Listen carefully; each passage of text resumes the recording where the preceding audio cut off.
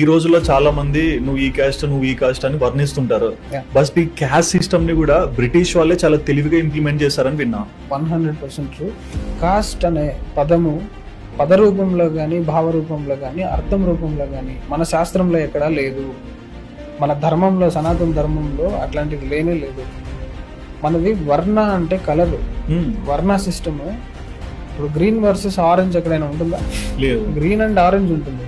White and black, white versus black ఎక్కడ ఉండదు. లేదు.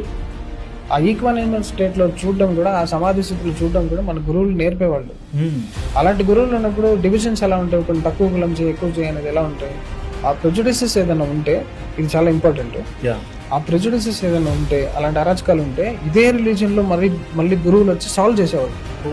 ఆది శంకరాచార్యుడు, రామానుజాచార్యుల వారు, ఇలా వచ్చి అన్నమాచార్యుల వారు ఆడోళ్ళకి వేదాలు నువ్వు ఎందుకు నేర్పు అని చెప్పి పోరాడి అన్ని చేశాడు కదా.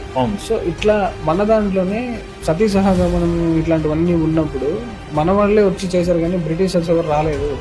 వాళ్ళు వచ్చి ఇట్లాంటి ఐడియాస్ తీసుకొని ఇంకా హేట్రెడ్ ప్రమోట్ చేశారు, కానీ దాన్ని ఏం సాల్వ్ చేయలేదు. సాల్వ్ చేసేంత అవకాశం లేదు వాళ్ళకి. వాళ్ళే డివైడెడ్ మైండ్ సెట్స్.